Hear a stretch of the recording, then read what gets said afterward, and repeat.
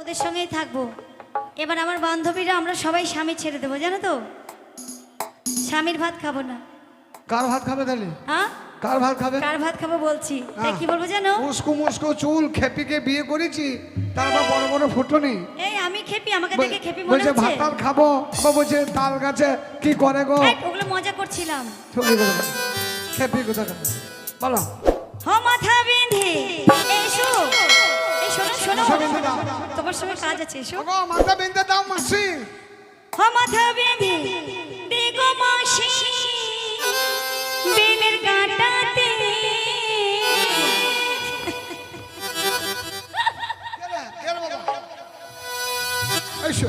দেশের পয়সা লুটে নেব আমি চোখের পলকে।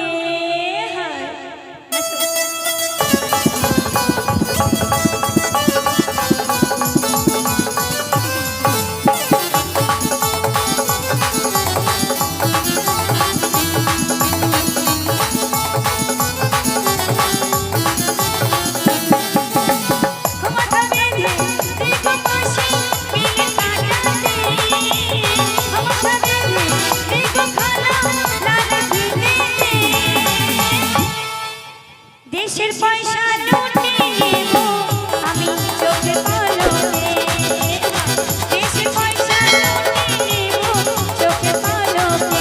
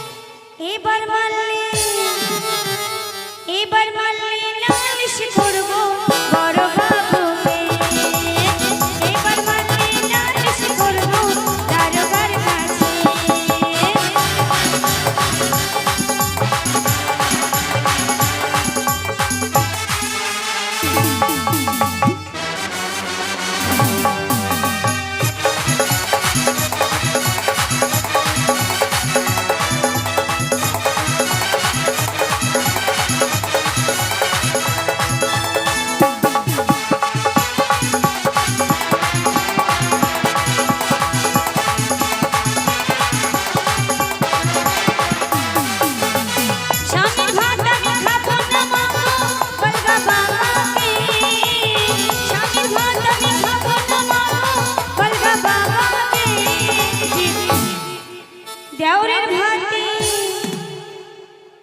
তো আমি ভেবেছি স্বামীর ভাত খাবো না, তো আমি কার ভাত খাবো বলো তো?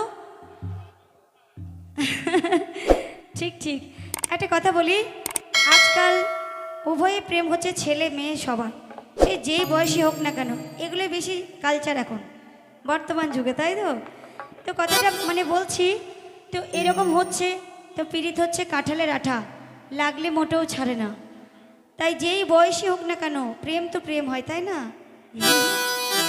কিন্তু এখনকার স্বামীগুলো বউদেরকে বিরিয়ানি পোলাও দিলেও ভালো লাগছে না, কি যেন একটু ভালো লাগছে। কি গো ভালো লাগছে বললে? বেগুন পোড়া। ঠিক ঠিক ঠিক, ওই বেগুন পোড়াতেই সব ভুলে যাচ্ছে। বেগুন পোড়ার যে এত স্বাদ, আগে তো কেউ বেগুন খেতই না। তাই বলছি,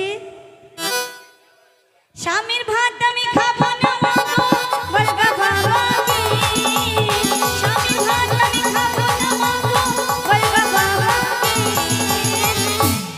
দেওরের ভাতে, দেওরের ভাতে বেগুন পোড়া মা মজা লেগেছে, দেওরের ভাতে বেগুন পোড়া মা মজা লেগেছে, দেওরের ভাতে বেগুন পোড়া মা মজা লেগেছে।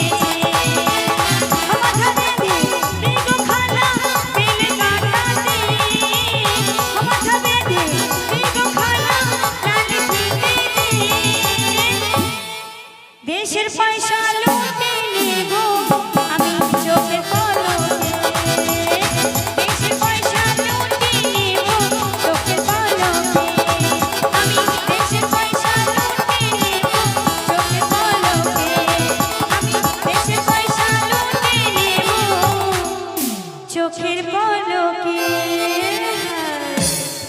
তো যাক